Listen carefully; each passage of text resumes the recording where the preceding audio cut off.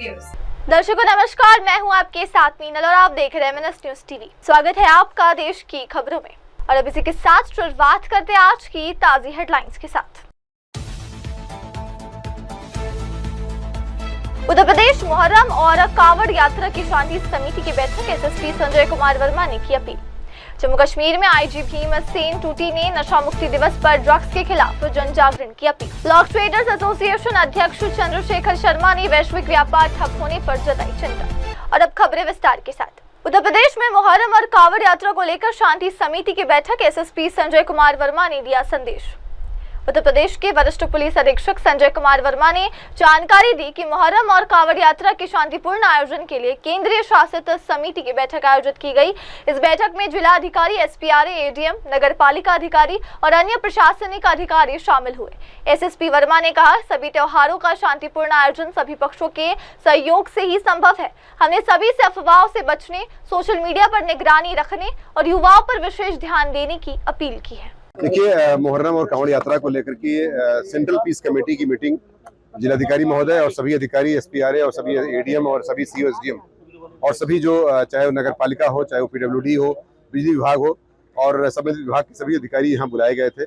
इसमें सभी का सहयोग इंटीग्रेटेड होना चाहिए ताकि इस पूरे हम चाहे वो मुहर्रम हो या ये कांवड़ हो, सब कुछ संपन्न करा सके। मैंने ये निश्चित तौर से जोर दिया है कि लोग जो पब्लिक के लोग हैं, एक तो किसी अफवाह के चक्कर में ना आए।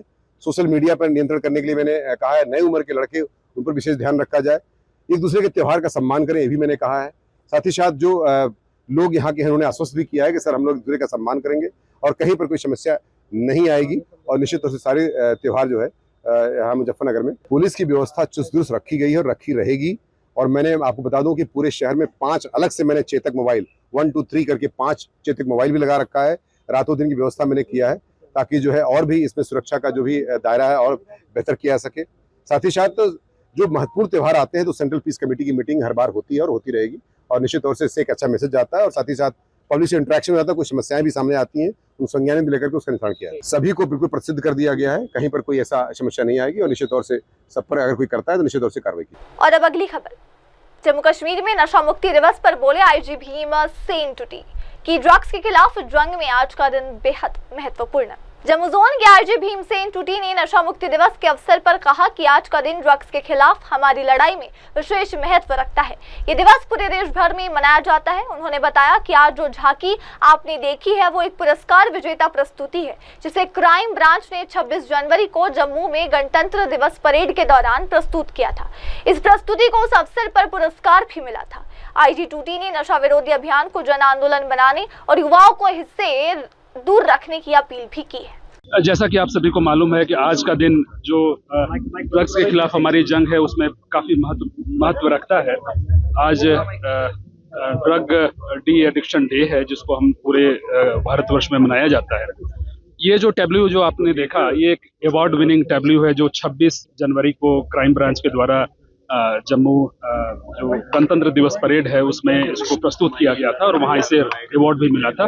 तो हमने सोचा कि इतना पैसा खर्च करके इस टैब्लू को बनाया गया है तो इसमें थोड़ा इनोवेशन किया जाए और हम लोगों ने उस पूरी टैब्लू को थोड़ा सा कस्टमाइज करते हुए एक नई चेसिस पे ट्रांसफर किया।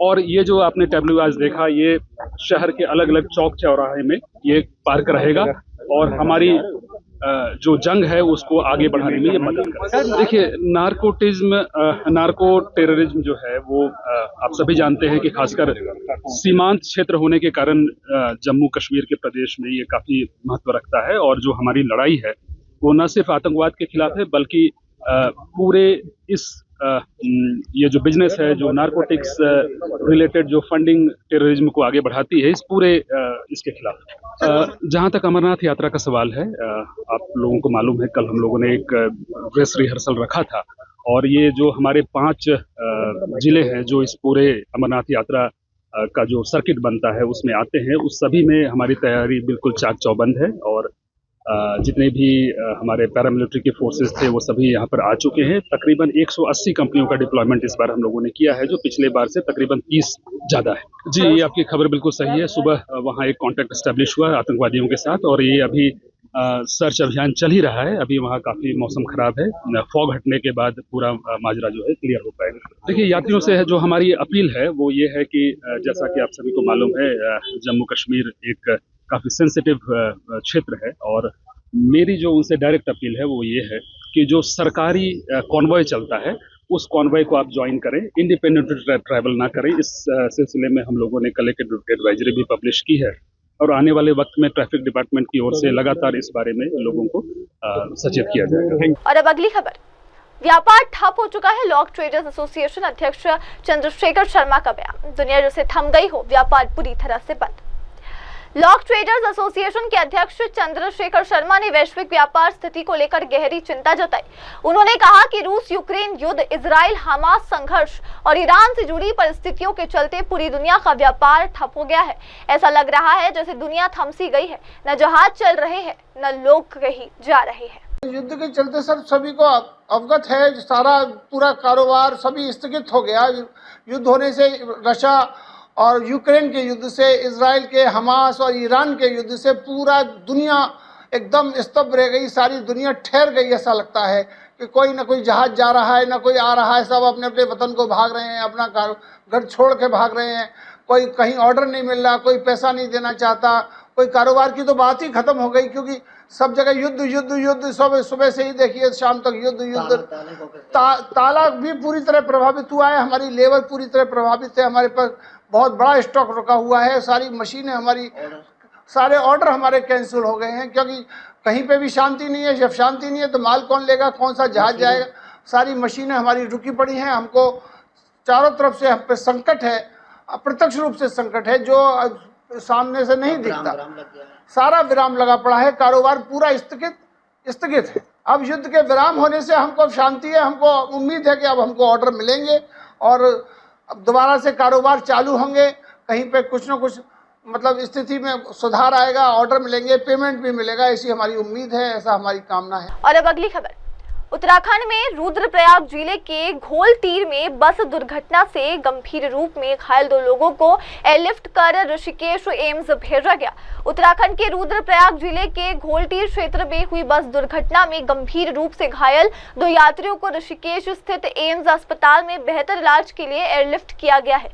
अधिकारियों ने बताया कि घायलों की स्थिति नाजुक होने के कारण उन्हें त्वरित चिकित्सा सहायता की आवश्यकता थी। राहत और बचाव कार्य जारी है।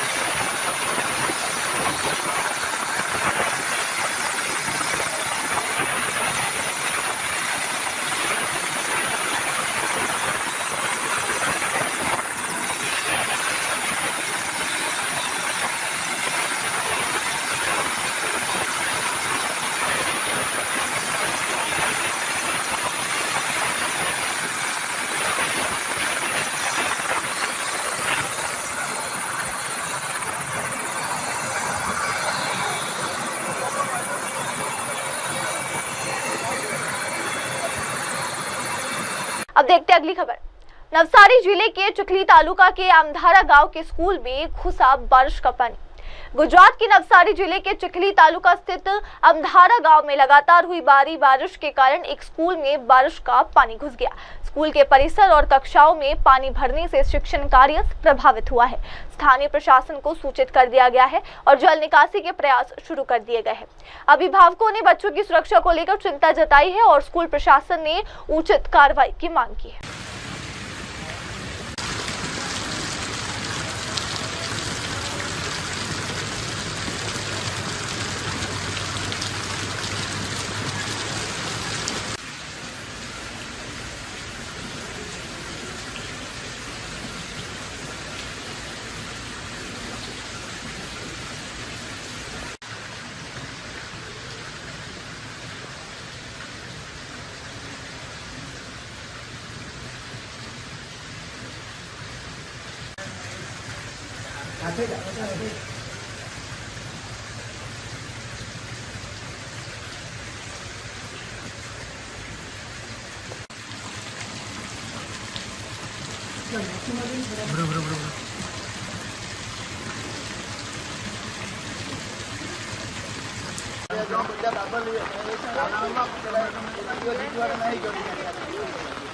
अधिकारी ने कहा दिया उतरवा नहीं दीधो अधिकारी का गाड़ी में गया सबसे पहले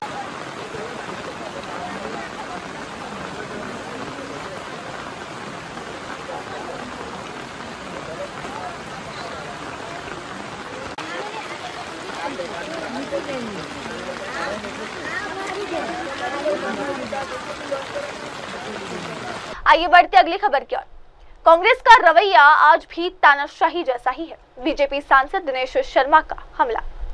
भारतीय जनता पार्टी के सांसद दिनेश शर्मा ने कांग्रेस पार्टी पर तीखा हमला करते हुए कहा कि भारत में जब किसी ने संवैधानिक व्यवस्था को तोड़ा तो उसे कोई नहीं भूलता। आपातकाल के दौरान कई लोग बेघर हुए, कई ने जबरन नसबंदी की गई। पत्रकार हो, शिक्षक हो या आम नागरिक, सबको जेल में डाला गया। उन्होंने कहा कि कांग्रेस का वही तानाशाही रवैया आज भी जारी है। कांग्रेस आलोचना बर्दाश्त नहीं करती। कर्नाटक में एक ट्वीट के कारण एफआईआर दर्ज कर दी गई है। जैसे हम लोग घृणा की दृष्टि से देखते हैं, वैसे भारत में जो संवैधानिक व्यवस्था को जब कोई ध्वस्त करता है तो व्यक्ति भूल नहीं सकता है कितने लोगों को घर से बेघर कर दिया गया था। 80 साल के लोगों को नसबंदी कर दी गई थी। और अब अगली खबर। विक्रम मजीठिया की गिरफ्तारी पर शियत का हमला। पंजाब में आपातकाल जैसी स्थिति बना दी गई। शिरोमणि अकाली दल के वरिष्ठ नेता दलजीत सिंह चीमा ने पार्टी नेता विक्रम सिंह मजीठिया की गिरफ्तारी को लेकर पंजाब सरकार पर गंभीर आरोप लगाए हैं। उन्होंने कहा, पंजाब सरकार ने विक्रम मजीठिया की गिरफ्तारी के साथ राज्य में आपातकाल जैसी स्थिति बना दी। जैसी सुरक्षा इमरजेंसी के दौरान देखी जाती थी, वैसा ही भारी सुरक्षा अदालत परिसर में लगाई गई है। पर सारे अदालत के ਜਿਹੜੇ कॉरीडोर है सारे ਦੇ ਸਾਰੇ ਜਿਹੜੇ ਆ ਤੁਹਾਡੇ ਸਾਹਮਣੇ ਆ। ਬਾਹਰਲੇ ਗੇਟ ਵੀ ਦੇਖ ਲਓ ਜਿਵੇਂ ਐਮਰਜੈਂਸੀ ਲੱਗੀ ਹੁੰਦੀ ਹੈ, ਤੇ ਅੰਦਰਲੇ ਗੇਟਾਂ ਤੇ ਵੀ ਇਸ ਤੋਂ ਵੀ ਵੱਧ ਸਕਤੀ ਹੈ। ਮੈਂ ਤਾਂ ਜਿਹੜੇ ਅਫਸਰ ਸਾਹਿਬਾਨ ਉਹਨਾਂ ਨੂੰ ਬੇਨਤੀ ਕੀਤੀ ਸੀ ਕਿ ਕੀ ਇਸ ਐਮਰਜੈਂਸੀ ਦੇ ਵਿੱਚ ਤੁਸੀਂ ਆਪਣੇ ਕਿਸੇ ਸਾਥੀ ਦੀ ਅਦਾਲਤ ਦੇ ਵਿੱਚ ਵਕੀਲਾਂ ਕੋਲੇ ਪੈਰਵਾਈ ਕਰਨ ਵਾਸਤੇ ਵੀ ਨਾਲ ਨਹੀਂ ਆ ਸਕਦੇ? ਕੀ ਸ਼ਾਂਤੀ ਨਾਲ ਬੈਠ ਕੇ ਜਿਹੜੀ ਤੁਸੀਂ ਸਾਰੀ ਜੁਡੀਸ਼ੀਅਲ ਪ੍ਰਕਿਰਿਆ ਉਹਨੂੰ ਸੁਣ ਵੀ ਨਹੀਂ ਸਕਦੇ ਇੱਕ ਸਾਥੀ ਦੇ ਕੇਸ ਦੇ ਵਿੱਚ? ਪਰ ਉਹ ਬੇਵਾਸੀ ਕਹਿੰਦੇ ਜੀ ਅੱਜ ਹੋ ਨਹੀਂ ਸਕਣਾ। ਮੈਂ ਤਾਂ ਕਿਹਾ ਸੀ ਮੈਨੂੰ ਜੱਜ ਸਾਹਿਬ ਦੇ ਪੇਸ਼ ਕਰ ਦਿਓ, ਮੈਂ ਜੱਜ ਸਾਹਿਬ ਨੂੰ ਬੇਨਤੀ ਕਰ ਲੈਣਾ ਕਿ ਸਾਨੂੰ ਇਹਨਾਂ ਦਾ ਹੱਕ ਹੈ ਕਿ ਸਾਡੇ ਸਾਥੀ ਦਾ ਕੇਸ ਲੱਗਣਾ। ਪਰ ਸਾਰੇ ਅਫਸਰ ਵੀ ਬੇਵਸ ਜਿਹੜੇ ਆ ਉਹ ਨਜ਼ਰ ਆਉਂਦੇ ਆ। ਮੈਨੂੰ ਆਪਣਾ ਦੁੱਖ ਨਹੀਂ ਹੈ, ਚਲੋ ਸਾਨੂੰ ਰਾਜਨੀਤੀ 'ਚ 35 ਸਾਲ ਹੋ ਗਏ ਧੱਕੇ ਖਾਂਦਿਆਂ ਨੂੰ, ਕੋਈ ਗੱਲ ਨਹੀਂ। ਆ ਜਿਹੜੇ ਸਾਰੇ ਦੂਰੋਂ ਤਰੀਕਾ ਭੁਗਤਣ ਵਾਸਤੇ ਲੋਕ ਆਏ ਆ, ਡੀਸੀ ਦਫ਼ਤਰ ਆਏ ਆ, ਐਸਐਸਪੀ ਦਫ਼ਤਰ ਆਏ ਆ, ਕਚਹਿਰੀਆਂ 'ਚ ਆਏ ਆ। ਇੱਕ ਤਾਂ ਕਚਹਿਰੀਆਂ 'ਚ ਵੈਸੇ ਹੀ ਛੁੱਟੀਆਂ ਹੁੰਦੀਆਂ ਅੱਜ ਕੱਲ੍ਹ, ਤੇ ਜਿਨ੍ਹਾਂ ਦੇ ਕੇਸ ਫਿਰ ਵੀ ਮਜਬੂਰੀ ਕਰਕੇ ਲੱਗੇ ਆ। ਅੱਜ ਦੇਖੋ ਵੀ ਉਹਨਾਂ ਲੋਕਾਂ ਨੂੰ ਕਿਸ ਚੀਜ਼ ਦੀ ਸਜ਼ਾ ਜਿਹੜੀ ਆ ਉਹ ਸਰਕਾਰ ਵੱਲੋਂ ਦਿੱਤੀ ਜਾ ਰਹੀ ਹੈ। ਕੇਸ ਤਾਂ ਇਕੱਲਾ ਮਜੀਠੀਆ ਸਾਹਿਬ ਦਾ। ਮਜੀਠੀਆ ਸਾਹਿਬ ਕੱਲ੍ਹ ਦੇ ਤੁਹਾਡੇ ਕੋਲੇ ਜਿਹੜੇ ਆ ਗ੍ਰਿਫਤਾਰੀ ਦੇ ਵਿੱਚ ਆ, ਤੇ ਲਿਆ ਕੇ ਤੁਸੀਂ ਕੋਰਟ ਦੇ ਵਿੱਚ ਪੇਸ਼ ਕਰਨਾ। ਤੇ ਸਜ਼ਾ ਤੁਸੀਂ ਸਾਰੇ ਮੋਹਾਲੀ ਦੇ ਵਿੱਚ ਜਿੰਨੇ ਵੀ ਪ੍ਰਸ਼ਾਸਨਿਕ ਕੰਮਾਂ ਵਾਸਤੇ ਲੋਕੀ ਆ ਰਹੇ ਆ, ਸਜ਼ਾ ਤੁਸੀਂ ਉਹਨਾਂ ਸਾਰਿਆਂ ਨੂੰ ਜਿਹੜੀ ਦਿੱਤੀ ਹੈ, ਮੈਂ ਸਮਝਦਾ ਕਿ ਇਹ ਉਹਨਾਂ ਸਾਰੇ ਜਿਹੜੇ ਲੋਕ ਇਨਸਾਫ ਦੀ ਭਾਲ ਦੇ ਵਿੱਚ ਜਿਹੜੇ ਜ਼ਿਲ੍ਹਾ ਦਫ਼ਤਰਾਂ ਦੇ ਵਿੱਚ ਕਚਹਿਰੀਆਂ ਦੇ ਵਿੱਚ ਆਉਂਦੇ ਆ, ਇਹ ਸਾਰਿਆਂ ਦੇ ਨਾਲ ਬਹੁਤ ਵੱਡਾ ਜਿਹੜਾ ਇਹ ਧੱਕਾ, ਇਸ ਗੱਲ ਦੀ ਮੈਂ ਨਿਖੇਧੀ ਕਰਦਾ। मीडिया ਨੂੰ ਵੀ ਰੋਕਿਆ ਜਾ ਰਿਹਾ ਜੀ ਲਗਾਤਾਰ ਵੀਡੀਓਗ੍ਰਾਫੀ ਤੋਂ। ਦੂਸਰੀ ਗੱਲ, ਕਿਉਂਕਿ ਐਮਰਜੈਂਸੀ ਲੱਗ ਗਈ ਹੈ, ਮੀਡੀਆ ਨੂੰ ਵੀ ਪਤਾ ਲੱਗਣ ਲੱਗ ਗਿਆ ਕਿ ਤੁਸੀਂ ਵੀ ਆ ਬਾਹਰ ਹੀ ਖੜੇ ਹੋ। ਮੈਂ ਲੱਭ ਲੁੱਭ ਕੇ ਆਇਆ ਵੀ ਚਲੋ ਤੁਹਾਨੂੰ ਤਾਂ ਜਾ ਕੇ ਤੁਹਾਡੇ ਕੋਲੋਂ ਵੀ ਮਾਫੀ ਮੰਗ ਜਾਵਾਂ ਵੀ ਸਰਕਾਰ ਨਹੀਂ ਮੰਨਦੀ, ਤੇ ਤੁਸੀਂ ਵੀ ਸਵੇਰ ਦੇ 4 ਚੁਫੇਰੇ ਪਰਿਕਰਮਾ ਕਰੀ ਜਾਂਦੇ ਹੋ। ਸਾਰੇ ਗੇਟਾਂ ਦੇ ਉੱਤੇ ਤੁਹਾਡੇ ਬੇਹਿਸਾਬੀ ਜਿਹੜੀ ਆ ਉਹ ਪੁਲਿਸ ਉੱਥੇ ਨਜ਼ਰ ਆਉਂਦੀ। ਅੱਗੇ ਇੱਕ ਪੁਰਾਣਾ ਤਾਂ ਗਾਣਾ ਹੁੰਦਾ ਸੀ ਨਾ ਵੀ ਜਦੋਂ ਪੈਂਦੀ ਏ ਤਰੀਕ ਜੱਗੇ ਜੱਟ ਦੀ ਕਚਹਿਰੀਆਂ 'ਚ ਮੇਲੇ ਲੱਗਦੇ। ਹੁਣ ਨਵਾਂ ਗਾਣਾ ਬਣ ਜੂ ਵੀ ਜਦੋਂ ਪੈਂਦੀ ਏ ਤਰੀਕ ਜੱਗੇ ਜੱਟ ਦੀ ਕਚਹਿਰੀਆਂ 'ਚ ਕਰਫਿਊ ਲੱਗਦੇ। ਇਹ ਅੱਜ ਇਹ ਮਾਹੌਲ ਜਿਹੜਾ ਇਹ ਪੰਜਾਬ ਦਾ ਬਣ ਗਿਆ। ਔਰ ਅਫਸੋਸ ਹੈ ਕਿ ਇੱਕ ਪਾਸੇ ਤੇ ਤੁਸੀਂ ਵਿਜੀਲੈਂਸ ਦਾ ਜਿਹੜਾ ਕੇਸ ਦਰਜ ਕੀਤਾ ਉਹ ਕਿੰਨਾ ਝੂਠਾ ਤੁਹਾਨੂੰ ਸਾਰਿਆਂ ਨੂੰ ਪਤਾ, ਕੱਲ ਵੀ ਅਸੀਂ ਜ਼ਿਕਰ ਕੀਤਾ। ਇੱਕ ਪਾਸੇ ਸਰਕਾਰ ਦੇ ਸਾਰੇ ਮੰਤਰੀ ਜਿਹੜੇ ਆ ਉਹ ਪੈਰਲਲ ਟ੍ਰਾਇਲ ਕਰ ਰਹੇ ਆ, ਮੀਡੀਆ ਟ੍ਰਾਇਲ ਕਰ ਰਹੇ, ਉਹ ਨਾਲ ਦੀ ਨਾਲ ਜਾਣਕਾਰੀ ਦੇ ਰਹੇ ਆ, ਜਿਹੜੇ ਆ ਉਛਲ ਕੇ ਵੀ ਕੀ ਲੱਭ ਗਿਆ ਜੀ, ਦੂਜਾ ਲੱਭ ਗਿਆ ਜੀ, ਕੀ ਲੱਭ ਗਿਆ ਦੱਸੋ। ਇਹ ਮਿਨਿਸਟਰਾਂ ਦੇ ਕੰਮ, ਇਹ ਸਾਡਾ ਪੰਜਾਬ ਦਾ ਜੁਡੀਸ਼ੀਅਲ ਸਿਸਟਮ ਹੈ। ਇਸ ਤਰੀਕੇ ਜੁਡੀਸ਼ਰੀ ਦਾ ਕੰਮ ਚੱਲਦਾ ਹੁੰਦਾ ਕਿ ਕੇਸ ਤੁਸੀਂ ਆਪ ਦਰਜ ਕਰਕੇ ਅਰੈਸਟ ਪਾਤੀ ਤੇ ਸਾਰੇ ਮੰਤਰੀ ਸਾਰੇ ਚੈਨਲਾਂ ਤੇ ਬੈਠੇ ਆ, ਤੇ ਇਹਦਾ ਮਤਲਬ ਫਿਰ ਇਹ ਜਿਹੜਾ ਹੈਗਾ ਪੋਲੀਟੀਕਲੀ ਮੋਟੀਵੇਟਡ ਹੋ ਗਿਆ ਨਾ ਸਾਰਾ ਕੁਝ। ਕੋਈ ਇਨਵੈਸਟੀਗੇਸ਼ਨ ਵਾਲੀ ਗੱਲ ਤਾਂ ਰਹੀ ਨਹੀਂ, ਕਿਉਂਕਿ ਜਿਹੜਾ ਉਹਦੇ ਕੇਜਰੀਵਾਲ ਦੀ ਟੀਮ ਬੈਠੀ ਸੋਸ਼ਲ ਮੀਡੀਆ ਤੇ ਬਣਾ ਕੇ ਮੰਤਰੀਆਂ ਨੂੰ ਦੇ ਰਹੀ ਆ, ਔਰ ਮੰਤਰੀ ਸਾਹਿਬਾਨ ਜਿਹੜੇ ਹੈਗੇ ਆ ਉਹ ਸਾਰੇ ਨਾਲ ਦੀ ਨਾਲ ਜਿਹੜੇ ਹੈਗੇ ਆ ਉਹ ਲੋਕਾਂ ਨੂੰ ਜਿਹੜਾ ਗੁੰਮਰਾਹ ਕਰ ਰਿਹਾ ਕਿ ਆਹ ਲੱਭ ਗਿਆ ਜੀ, ਆਹ ਲੱਭ ਗਿਆ ਜੀ, ਆਹ ਲੱਭ ਗਿਆ ਜੀ। ਜੇ ਲੱਭ ਗਿਆ ਤੇ ਇੱਥੇ ਕੋਰਟ ਹੈਗੀ ਆ, ਕੋਰਟ ਦੇ ਵਿੱਚ ਤੁਸੀਂ ਬਾਹਰ ਆ ਕੇ ਕਰਫਿਊ ਲਾਇਆ ਹੋਇਆ। ਇਸ ਕਰਕੇ ਮੈਂ ਤਾਂ ਮਾਨਯੋਗ ਹਾਈ ਕੋਰਟ ਨੂੰ ਵੀ ਬੇਨਤੀ ਕਰਦਾ ਕਿ ਇਹਨਾਂ ਚੀਜ਼ਾਂ ਦਾ ਸੁਓ ਮੋਟੋ ਨੋਟਿਸ ਲਓ ਕਿ ਇਨਸਾਫ ਜਿਹੜਾ ਕੱਲਾ ਹੋਣਾ ਨਹੀਂ ਚਾਹੀਦਾ, ਲੱਗਣਾ ਵੀ ਚਾਹੀਦਾ ਕਿ ਇਨਸਾਫ ਹੋ ਰਿਹਾ। ਇਸ ਵੇਲੇ ਜੋ ਤੁਹਾਡੇ ਆਪਣੇ ਸਭ ਤੋਂ ਨੇੜੇ ਦੀ ਹਾਈ ਕੋਰਟ ਦੇ ਕਚਹਿਰੀ ਆ, ਮੈਂ ਹਾਈ ਕੋਰਟ ਦੇ ਚੀਫ ਜਸਟਿਸ ਸਾਹਿਬ ਨੂੰ ਬੇਨਤੀ ਕਰਦਾ ਕਿ ਇਹਨੂੰ ਆ ਕੇ ਵੇਖੋ ਤੁਸੀਂ ਵੀ ਇੱਥੇ ਕੀ ਹੈਗਾ ਅੱਜ, ਇੱਥੇ ਕਿਹੜੀ ਤੇ ਏਦਾਂ ਤਾਂ ਜਿਵੇਂ ਵਾਰ ਵੇਲੇ ਸਾਇਰਨ ਵੱਜਦਾ ਸੀ ਨਾ, ਉਹ ਅਸੀਂ ਅੰਦਰ ਵੜੇ ਤੇ ਉੱਥੇ ਸਾਇਰਨ ਜੇ ਵੱਜੀ ਜਾਣ, ਮੈਂ ਕੀ ਹੈ ਕਹਿੰਦਾ ਜੀ ਫਾਇਰ ਅਲਾਰਮ ਹੈ ਵੱਜਦੇ ਰਹਿੰਦਾ, ਤੇ ਉਸ तरह ਦੇ ਅਲਾਰਮ ਵੱਜੀ ਜਾਂਦੇ ਆ, ਬੰਦਾ ਅੰਦਰ ਇੱਕ ਕੋਈ नहीं। आइए बढ़ते अगली खबर की तरफ। अंतर्राष्ट्रीय नशा निरोधक दिवस 2025 दिल्ली की मुख्यमंत्री रेखा गुप्ता ने किया कार्यक्रम में हिस्सा। दिल्ली की मुख्यमंत्री रेखा गुप्ता ने अंतर्राष्ट्रीय नशा एवं अवैध तस्करी विरोध दिवस 2025 के अवसर पर आयोजित एक कार्यक्रम में भाग लिया। इस मौके पर उन्होंने युवाओं को नशे के दुष्परिणामों के प्रति जागरूक करने की अपील की। मुख्यमंत्री गुप्ता ने कहा कि नशा न केवल व्यक्ति को बल्कि समाज और देश को भी कमजोर करता है। हमें एकजुट होकर इसकी रोकथाम के लिए काम करना होगा। सभी लोग अपना सीधा हाथ आगे करके शपथ लेंगे। युवा किसी भी राष्ट्र की ऊर्जा होते हैं तथा युवाओं की शक्ति का समाज एवं देश के विकास में। और अब अगली खबर। आगरा लखनऊ एक्सप्रेसवे पर दर्दनाक हादसा। बिहार से दिल्ली जा रही डबल डेकर बस दुर्घटनाग्रस्त, 2 की मौत, 50 से अधिक घायल। उत्तर प्रदेश के आगरा लखनऊ एक्सप्रेसवे पर शनिवार को एक भीषण सड़क हादसा हुआ। बिहार से दिल्ली जा रही एक डबल डेकर बस सड़क से फिसलकर खाई में गिर गई, जिसमें 2 लोगों की मौत हो गई और 50 से अधिक यात्री घायल हो गए।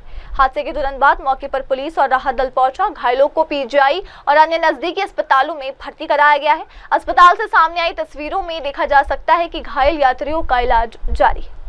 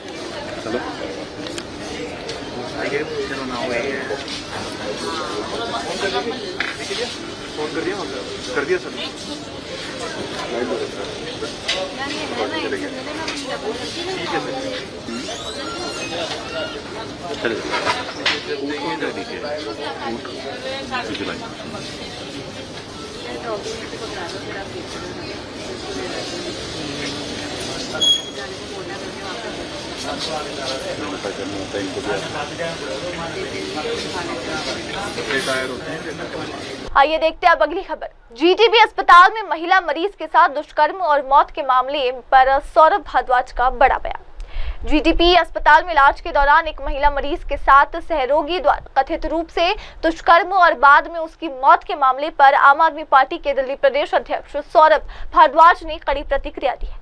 उन्होंने कहा, यह बहुत ही गंभीर मामला है। मैंने आज तक ऐसा कभी नहीं सुना कि कोई मरीज इलाज के लिए अस्पताल में भर्ती हो और वहां उसके साथ बलात्कार हो जाए और फिर उसकी मौत हो जाए।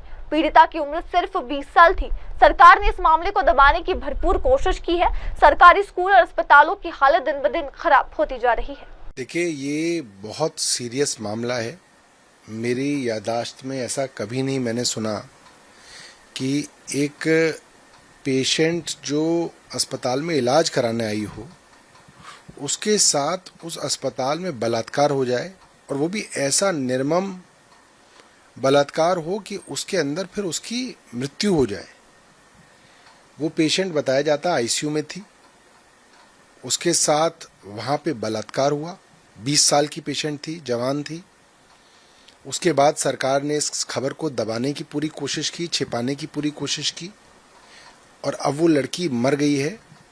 तो भी सरकार की तरफ से कोई खबर नहीं आई। सरकार की तरफ से ये नहीं आया कि मुख्यमंत्री परिवार से मिली हों, या मुख्यमंत्री ने कंपनसेशन अनाउंस किया हो, या मुख्यमंत्री ने कुछ अस्पताल की सुरक्षा के लिए कोई मीटिंग बुलाई हो। ऐसी कोई खबर नहीं आई है। इस खबर को भी दबाने की कोशिश की गई। मेरे ध्यान में नहीं आता कि ऐसा कभी अस्पतालों में हुआ हो। 2013 में जब कांग्रेस की सरकार थी, तब इसी अस्पताल में, जग प्रवेश चंद्र अस्पताल के अंदर, एक मरीज के साथ बलात्कार हुआ था। हालांकि उसकी मृत्यु नहीं हुई थी, मगर इससे तो ऐसा लगता है कि वही 2013 से पहले की जो व्यवस्था है दिल्ली में वापस आ गई है।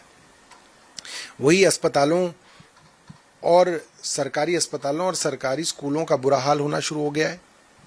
सरकारी अस्पतालों को और सरकारी स्कूलों को इसलिए नीचे लाया जा रहा है ताकि प्राइवेट अस्पतालों की चांदी हो जाए, प्राइवेट स्कूल वालों की मनमानी शुरू हो जाए, और वही पुरानी व्यवस्था दिल्ली में वापस आ रही है जो पिछले 10-11 साल के अंदर सरकार ने काम किए थे।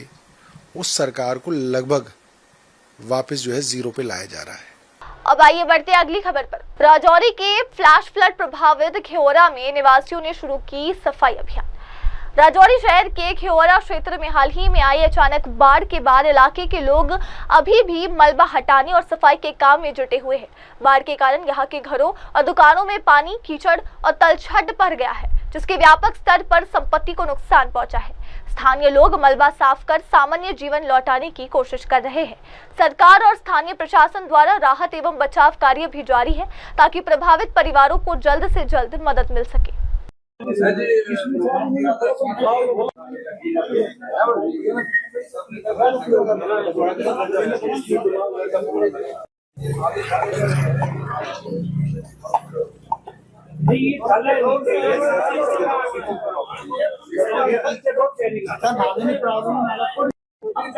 गाड़ियों की इतनी हम लेके 50 रुपए काटेंगे, चंदा करके वोट हम अपना लगाएंगे। पूरी दिखने में लग रही है बड़ी। मेन वही है कि वो ब्लॉक पैसा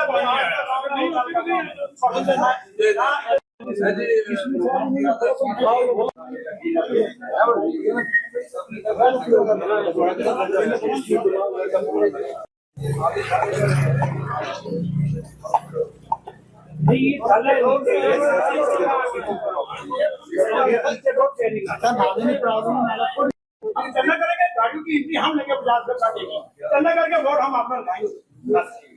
पूरी दिखने में लग रही है बड़ी। मेन वही है कि वो ब्लॉक पैसा और अब अगली खबर, शिवसेना नेता संजय राउत का बयान। संजय राउत का ये बयान राजनीतिक दलों में परिवारवाद और नेतृत्व के मुद्दे पर एक मजबूत कटाक्ष है। उन्होंने नेहरू गांधी परिवार की देशभक्ति और बलिदान की तारीफ करते हुए कहा कि ये परिवार देश के लिए कई पीढ़ियों से समर्पित रहा है। राउत ने बताया कि नेहरू गांधी परिवार ने न केवल सत्ता में रहते हुए बल्कि देश की सेवा के लिए व्यक्तिगत और पारिवारिक सुख सुविधाओं का त्याग भी किया है। इसके विपरीत उन्होंने भाजपा पर निशाना साधा कि वो अपने भीतर कई वंशवादी नेताओं को समेटे हुए। उनका कहना था कि भाजपा में नेतृत्व का दायरा सीमित है और परिवारवाद ने वहां जगह बना ली है, जो लोकतांत्रिक मूल्यों के लिए चिंताजनक है।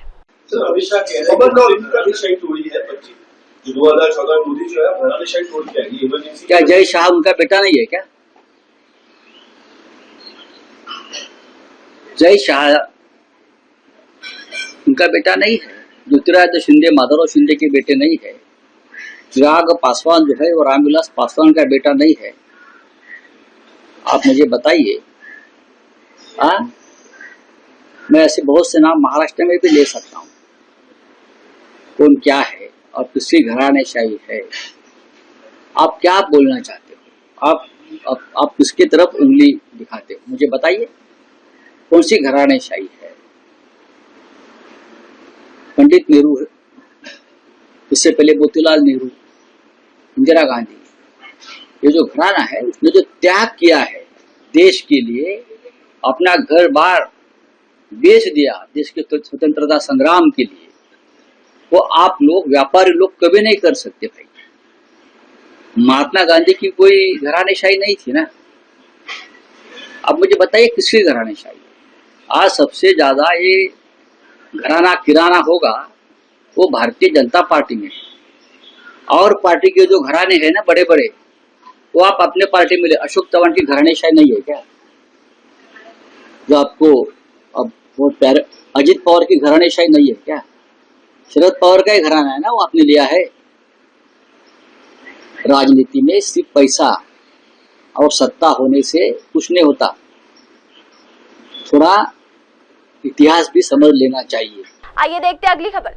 उत्तर प्रदेश के मुख्यमंत्री योगी आदित्यनाथ ने गाजियाबाद में सेंट्रल इलेक्ट्रॉनिक्स लिमिटेड के स्वर्ण जयंती समारोह में नया डेटा सेंटर का शिलान्यास किया। उत्तर प्रदेश के मुख्यमंत्री योगी आदित्यनाथ ने गाजियाबाद में सेंट्रल इलेक्ट्रॉनिक्स लिमिटेड के स्वर्ण जयंती समारोह में भाग लिया। इस मौके पर उन्होंने तकनीकी बुनियादी ढांचे को मजबूत करने के लिए नए डेटा सेंटर का शिलान्यास किया। केंद्रीय राज्य मंत्री जितेंद्र सिंह भी इस कार्यक्रम में मौजूद थे, जिन्होंने क्षेत्र में इलेक्ट्रॉनिक्स और IT क्षेत्र के विकास के प्रति केंद्र सरकार के समर्थन को रेखांकित किया।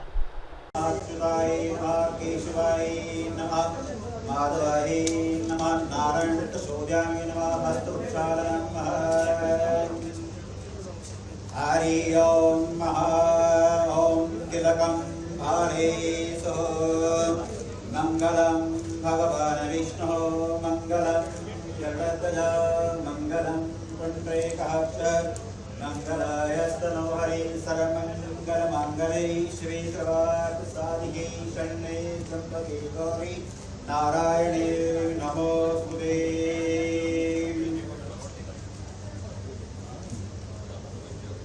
हरि